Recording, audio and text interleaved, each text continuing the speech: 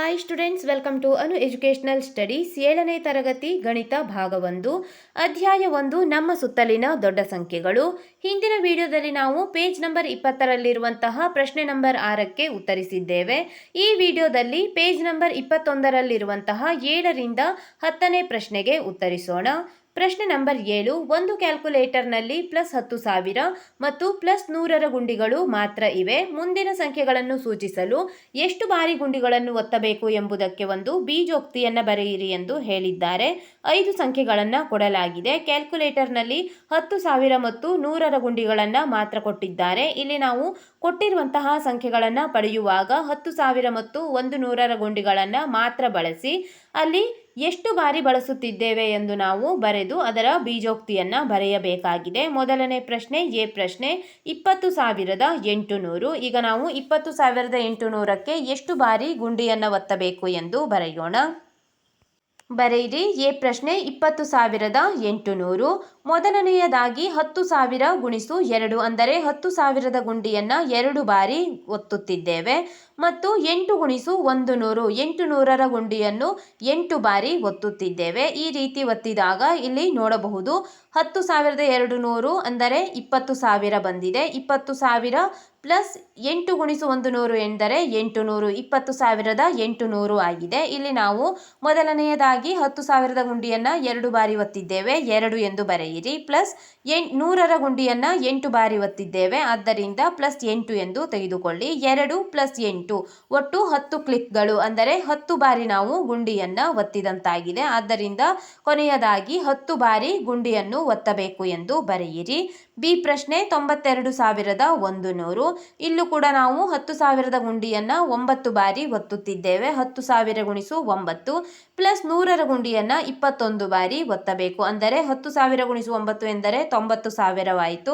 2,100 ಉಳಿಯುತ್ತದೆ. ಆದ್ದರಿಂದ ನಾವು 100ರಿಂದ 21ಕ್ಕೆ ಗುಣಿಸಿದಾಗ 2,100 ಪಡೆಯುತ್ತೇವೆ. ಇಲ್ಲಿ 10,000ದ ಗುಂಡಿಯನ್ನು 9 ಬಾರಿ 100ರ ಗುಂಡಿಯನ್ನು 21 ಬಾರಿ ಒತ್ತಿದ್ದೇವೆ. ಆದ್ದರಿಂದ 9 ಬಾರಿ ಮತ್ತು 21 ಬಾರಿ 9 + 21 30 ಎಂದು ಬಂದಿದೆ. 30 ಬಾರಿ ನಾವು ಗುಂಡಿಯನ್ನು ಒತ್ತಬೇಕು.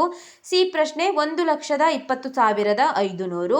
ಇಲ್ಲಿ ಈಗ ನಾವು 10,000ದ ಗುಂಡಿಯನ್ನು 12 ಬಾರಿ ಒತ್ತುತ್ತಿದ್ದೇವೆ. 12,000 ಬರುತ್ತದೆ. ಈಗ 20,500 ಅಥವಾ 100ನ್ನು ನಾವು 5ರಿಂದ ಗುಣಿಸೋಣ. 100ನ್ನು 5ರಿಂದ ಗುಣಿಸಿದಾಗ 500 ಬರುತ್ತದೆ. ಈಗ ಇಲ್ಲಿ ಈ ಎರಡು ಸಂಖ್ಯೆಗಳನ್ನು ಕೂಡಿಸಿದಾಗ 500 ಮತ್ತು ಇಲ್ಲಿ 1,02,000 ಬಂದಿದೆ. 1,20,500 ಆಗುತ್ತದೆ. ಈಗ 10,000ವನ್ನು 12 ಬಾರಿ ಮತ್ತು 100ನ್ನು 5 ಬಾರಿ ಒತ್ತಿದ್ದೇವೆ. 12 + 5 17 ಬಾರಿ. ಆದ್ದರಿಂದ 17 ಬಾರಿ ಇಲ್ಲಿ ನಾವು ಗುಂಡಿಯನ್ನು ಒತ್ತಬೇಕು. ಡಿ ಪ್ರಶ್ನೆ 65,30,000. ಈಗ ನಾವು 10,000ದ ಗುಂಡಿಯನ್ನು 653 ಬಾರಿ ಒತ್ತುತ್ತಿದ್ದೇವೆ. ಇಲ್ಲಿ 10,000ವನ್ನು 653 ಬಾರಿ ಒತ್ತಿದಾಗ ನಾವು 65,30,000ವನ್ನು ಪಡೆಯುತ್ತೇವೆ. ಆದ್ದರಿಂದ 100ರ ಗುಂಡಿಯನ್ನು ಒತ್ತುವಂತಹ ಅವಶ್ಯಕತೆ ಇಲ್ಲ. 100 ಗುಣಿಸು 0 ಎಂದು ಬರೆದುಕೊಳ್ಳಿ. ಅಂದರೆ 100ನೇ ಗುಂಡಿಯನ್ನು ನಾವು ಒತ್ತುತ್ತಿಲ್ಲ.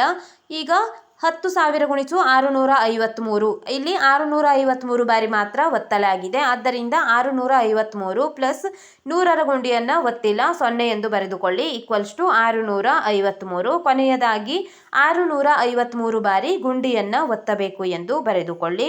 ಈ ಪ್ರಶ್ನೆ 70,25,700. ಇಲ್ಲಿ 10,000ದ ಗುಂಡಿಯನ್ನು ನಾವು 702 ಬಾರಿ ಒತ್ತಿದ್ದೇವೆ.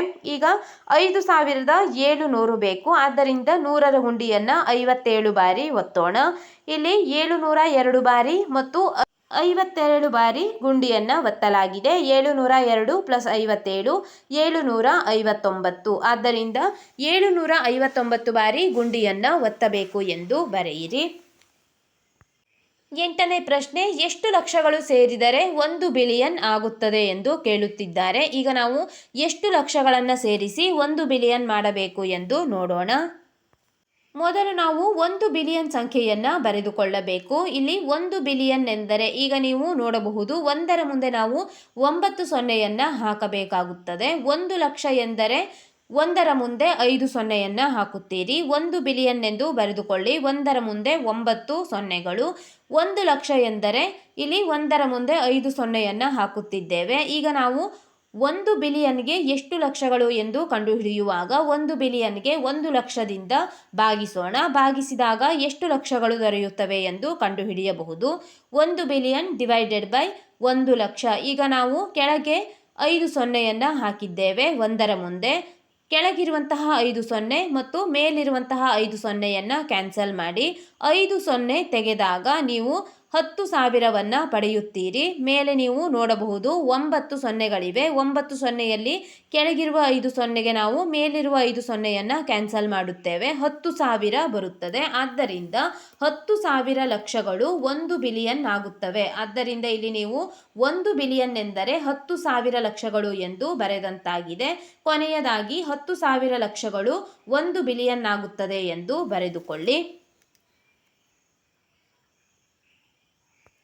ಪ್ರಶ್ನೆ ನಂಬರ್ 9. 1ರಿಂದ 9ರವರೆಗಿನ ಸಂಖ್ಯೆಗಳಿರುವ 2 ಸೆಟ್ ಕಾರ್ಡ್ಗಳನ್ನು ನಿಮಗೆ ನೀಡಲಾಗಿದೆ. ಸಾಧ್ಯವಾದ ಅತಿ ದೊಡ್ಡ ಮೊತ್ತ, ಫಲಿತ ಸಂಖ್ಯೆಗಳ ವ್ಯತ್ಯಾಸ ಅತಿ ಕನಿಷ್ಠ ಸಂಖ್ಯೆಯಾಗಿರುವಂತೆ ಮುಂದೆ ನೀಡಿರುವ ಪ್ರತಿ ಬಾಕ್ಸ್ನಲ್ಲಿ ಒಂದೊಂದು ಕಾರ್ಡ್ ಇರಿಸಿ ಎಂದು ಹೇಳಿದ್ದಾರೆ.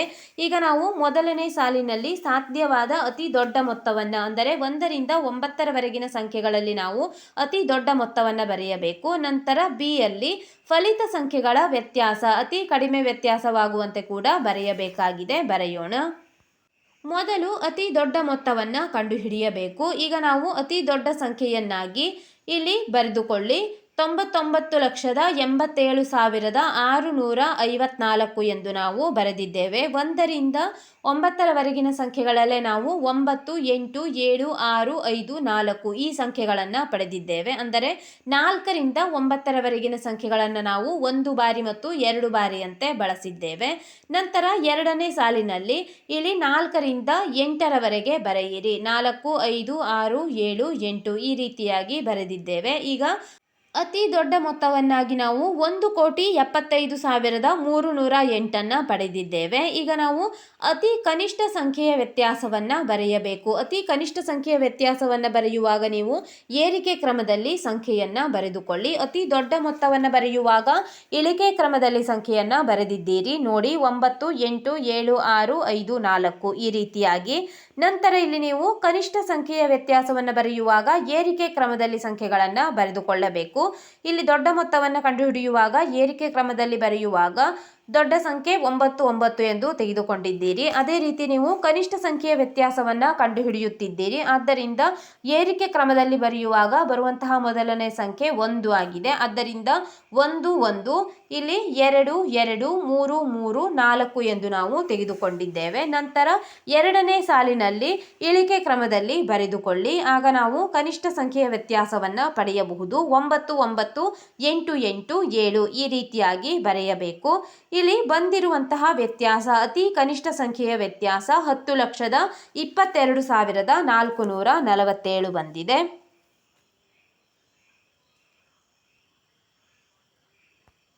ಹತ್ತನೇ ಪ್ರಶ್ನೆ. ನಿಮಗೆ ಕೆಲವು ಸಂಖ್ಯಾ ಕಾರ್ಡ್ಗಳನ್ನು ನೀಡಲಾಗಿದೆ. 4,000, 13,000, 300, 70,000, 1,50,000, 20, 5 ಈ ಕಾರ್ಡ್ಗಳನ್ನು ಬಳಸಿ ಮುಂದೆ ನೀಡಿರುವ ಸಂಖ್ಯೆಗಳಿಗೆ ಸಾಧ್ಯವಾದಷ್ಟು ಸಮೀಪದ ಸಂಖ್ಯೆಗಳನ್ನು ಪಡೆಯಿರಿ. ಇದಕ್ಕಾಗಿ ನೀವು ಯಾವುದೇ ಗಣಿತದ ಮೂಲಕ್ರಿಯೆಗಳನ್ನು ಬಳಸಬಹುದು. ನಿರ್ದಿಷ್ಟ ಸಂಖ್ಯೆಯನ್ನು ಮಾಡಲು ಪ್ರತಿ ಕಾರ್ಡನ್ನು 1 ಬಾರಿ ಮಾತ್ರ ಉಪಯೋಗಿಸಬೇಕು ಎಂದು ಕೊಟ್ಟಿದ್ದಾರೆ.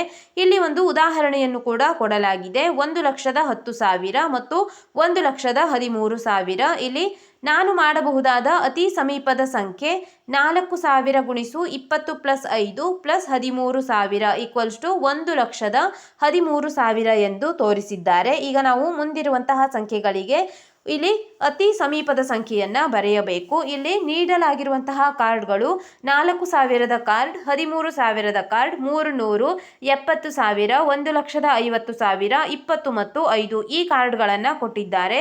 ಈ ಕಾರ್ಡ್ಗಳನ್ನು ಬಳಸಿಕೊಂಡು ನಾವು ಗಣಿತದ ಮೂಲಕ್ರಿಯೆಗಳು ಅಂದರೆ ಸಂಕಲನ, ವ್ಯವಕಲನ, ಗುಣಾಕಾರ ಅಥವಾ ಭಾಗಾಕಾರ ಈ ಎಲ್ಲ ಕ್ರಿಯೆಗಳನ್ನು ಬಳಸಿಕೊಂಡು ನಾವು ಸಮೀಪಕ್ಕೆ ಸಮೀಪಿಸುವಂತಹ ಸಂಖ್ಯೆಗಳನ್ನು ಕಂಡುಹಿಡಿಯೋಣ. ಮೊದಲನೆಯದಾಗಿ ಎ ಪ್ರಶ್ನೆ 1,10,000 ಎಂದು ಕೊಟ್ಟಿದ್ದಾರೆ. ಇಲ್ಲಿ ಅವರು ಉದಾಹರಣೆಯೊಂದಿಗೆ ವಿವರಿಸಿದ್ದಾರೆ. ಮುಂದಿನ ಪ್ರಶ್ನೆಗಳಿಗೆ ನಾವು ಉತ್ತರಿಸೋಣ.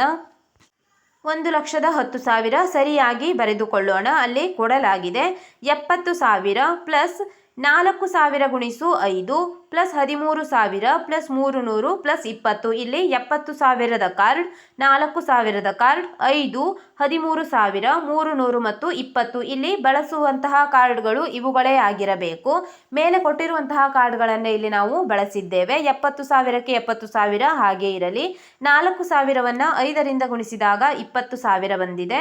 13,000 ಪ್ಲಸ್ 300 ಪ್ಲಸ್ 20. ಈಗ ನಾವು 1,03,320 ಪಡೆದಿದ್ದೇವೆ. ಇದು 1,10,000ಕ್ಕೆ ಸಮೀಪದಲ್ಲಿದೆ. ಎರಡನೇ ಪ್ರಶ್ನೆ ಬಿ ಪ್ರಶ್ನೆ 2 ಲಕ್ಷ ಎಂದು ಕೊಟ್ಟಿದ್ದಾರೆ.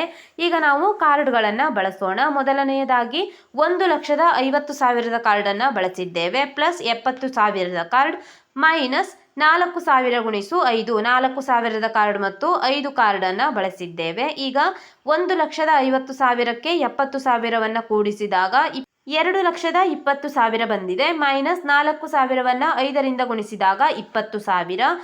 2,20,000ದಲ್ಲಿ 20,000ವನ್ನು ಕಳೆದಾಗ 2 ಲಕ್ಷ ಉಳಿದಿದೆ. ಇದು ನೋಡಬಹುದು 2 ಲಕ್ಷಕ್ಕೆ ನಾವು 2 ಲಕ್ಷವನ್ನೇ ಬರೆದಿದ್ದೇವೆ. ಇದು ಸಮೀಪದ ಸಂಖ್ಯೆಯಲ್ಲ, ನಿಖರವಾದಂತಹ ಸಂಖ್ಯೆಯನ್ನೇ ನಾವು ಇಲ್ಲಿ ಪಡೆದಿದ್ದೇವೆ. ಸಿ ಪ್ರಶ್ನೆ 5,80,000.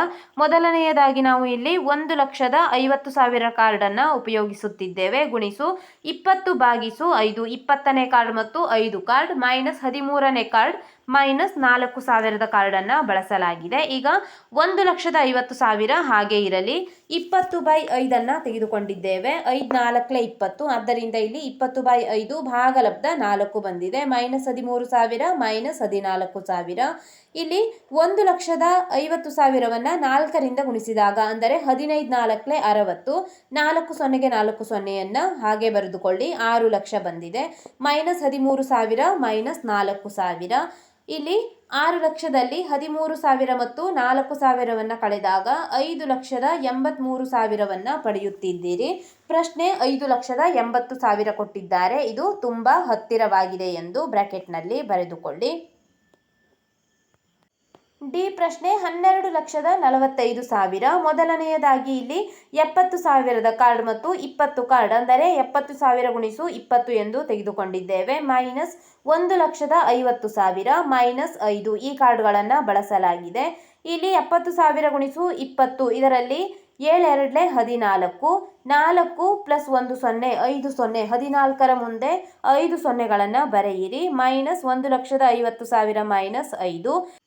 14 ಲಕ್ಷದಲ್ಲಿ 1,50,000ವನ್ನು ಕಳೆದಾಗ 12,50,000 ಬಂದಿದೆ. ಮೈನಸ್ 5, ಮೈನಸ್ 5ನ್ನು ಮಾಡಿ. 12,50,000ದಲ್ಲಿ 5ನ್ನು ಕಳೆದಾಗ 12,49,995 ಬಂದಿದೆ. ಪ್ರಶ್ನೆ 12,45,000ವನ್ನು ಕೊಟ್ಟಿದ್ದಾರೆ. ಇಲ್ಲಿ ನಾವು ಸಮೀಪದ ಸಂಖ್ಯೆಯನ್ನಾಗಿ 12,49,995 ಪಡೆದಿದ್ದೇವೆ. ಇದು ಕೂಡ ತುಂಬ ಹತ್ತಿರದ ಸಂಖ್ಯೆಯಾಗಿದೆ. ಈ ಪ್ರಶ್ನೆ 20,90,800. ಮೊದಲನೆಯದಾಗಿ 4,000ದ ಕಾರ್ಡ್ ಗುಣಿಸು 1,50,000 ಭಾಗಿಸು 300 ಪ್ಲಸ್ 70,000 ಪ್ಲಸ್ 13,000 ಪ್ಲಸ್ 20 ಗುಣಿಸು 5. 4,000 ಹಾಗೆ ಇರಲಿ. 1,50,000ಕ್ಕೆ 300ರಿಂದ ಭಾಗಿಸಿದಾಗ ಇಲ್ಲಿ ನೀವು ಕ್ಯಾನ್ಸಲ್ ಮಾಡಬಹುದು. 2 0 2 0 ಕ್ಯಾನ್ಸಲ್ ಮಾಡಿದಾಗ 2 0 ಉಳಿಯುತ್ತದೆ. 3 1 3, 3 5 15, 500 ಭಾಗಲಬ್ಧ ಬಂದಿದೆ. 70,000 13,000, 25 100 ಎಂದು ಬರೆದುಕೊಳ್ಳಿ. 4,000ವನ್ನು 500ರಿಂದ ಗುಣಿಸಿದಾಗ 4 5 20, 3 0 2 0 ಒಟ್ಟು 5 ಸೊನ್ನೆಗಳನ್ನು ಬರೆದುಕೊಳ್ಳಿ. 20ರ ಮುಂದೆ 5 0 ಎಂದರೆ 20 ಲಕ್ಷ ಆಗಿದೆ. Plus 70,000 plus 13,000 plus 100, 20 lakh plus 70,000 plus 13,000 plus 100 ಈ ಎಲ್ಲ ಸಂಖ್ಯೆಗಳನ್ನು ಕೂಡಿಸಿದಾಗ ನಮಗೆ ಬಂದಿರುವಂತಹ ಉತ್ತರ 20,83,100. ಪ್ರಶ್ನೆ 20,90,800 ಎಂದು ಕೊಟ್ಟಿದ್ದಾರೆ. ನಾವು ಕಂಡುಹಿಡಿದಿರುವಂತಹ ಸಮೀಪದ ಸಂಖ್ಯೆ 20,83,100 ಬಂದಿದೆ. ಇದು ಕೂಡ ತುಂಬ ಹತ್ತಿರದ ಸಂಖ್ಯೆ ಎಂದು ನಾವು ತೆಗೆದುಕೊಳ್ಳಬಹುದು.